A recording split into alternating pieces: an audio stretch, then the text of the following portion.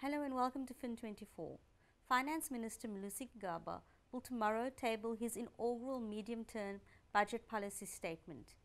With us in studio today we have Matthew Parks from COSATU to discuss this. Hi Matthew, Hi, welcome. thank you. Matthew, let's get straight to it. What is COSATU expecting from Minister Gigaba tomorrow? Our two most important issues, one is for him to deal with unemployment.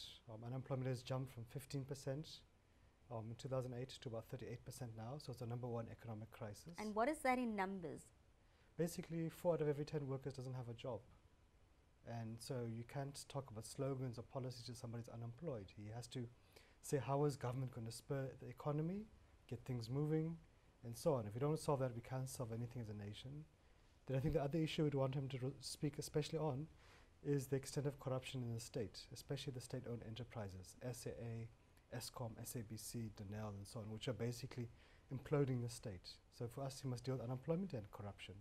Do you think that the recent cabinet reshuffles and the board reshuffles are going to play a part in what Minister Gigaba delivers to us tomorrow? Sure. Look, they've made it worse because you've got massive instability in cabinet and departments. If a minister nowadays lasts about a year in a portfolio, these ones who are shuffled now were there for 6 months, so what stability can you have? That's the one issue.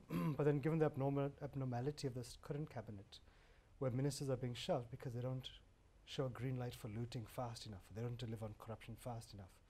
So it's a catch-22 situation. So really, investors, society are looking at government for stability, for policy certainty, and what they see is a minister lasts a year. There's been 12 reshuffles in Zuma's 8 years as president. They see chaos and incoherence across government. That does come across as chaos to investors? Yeah, and they just say government's not serious. How can you be serious as a president if you are shuffling ministers? A department's got 6 ministers in 8 years. How can you be serious, you know? So really it's a crisis of leadership starting from the president. What is the realistic state of poverty at ground level from what you and what COSATU has ascertained? Sure. And how does this affect the ordinary person living in poverty? Does the medium-term budget policy mean anything? Sure. Well, if you had a serious government, if you had serious ministers, it could mean a lot. I think you remember the days under the previous administrations, or the first 3, Mbeki, Madiba's administrations. People look forward to the budget statements. They got a sense that government's going to create jobs here, it's going to push social grants here, it's going to invest in education, electricity, water. It is a nation moving, you know. There were still massive challenges, but you saw progress. Now you just see progress towards looting and the collapse of the state. So it's frustrating. So if a worker, 4 out of 10 workers are unemployed, we have the highest poverty and inequality levels in the world. We're a very unequal society. So basically whites live a lifestyle equivalent to Spain, for example. Africans live an income level equivalent to Congo, Brazzaville. So there's huge gaps. And it's difficult for people to be patient if they don't have a sense of government is moving society forward. So do you think South Africans are in a space where policy can lead to social unrest? Do you think that South Africans are that despondent already? Sure. That, you know, policy made by government can actually lead to social unrest? Because first we used to have, you know, government making decisions up there, sure, and ordinary South Africans living down here.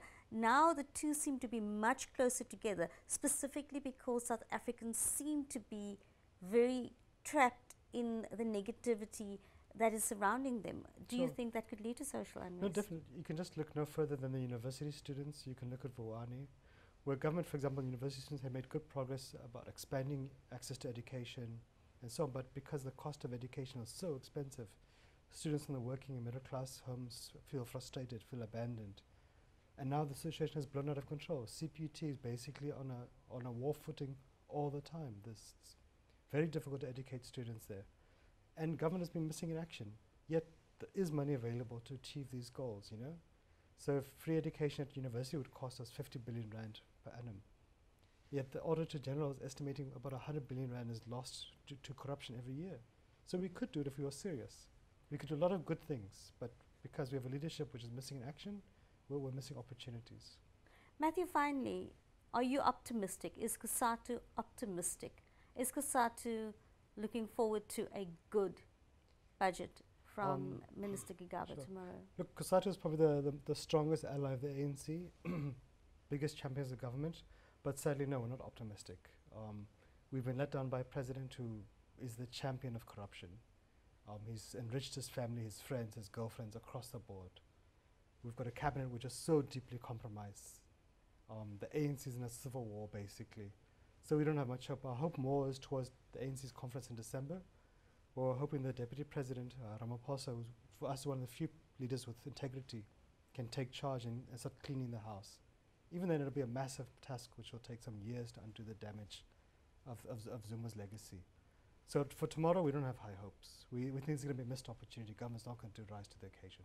But we live in hope, you know. But Matthew, we'll look to have you back after Minister Gigapa's midterm budget policy statement. In the meantime, like Matthew says, we'll live in hope and we'll get back to you after tomorrow.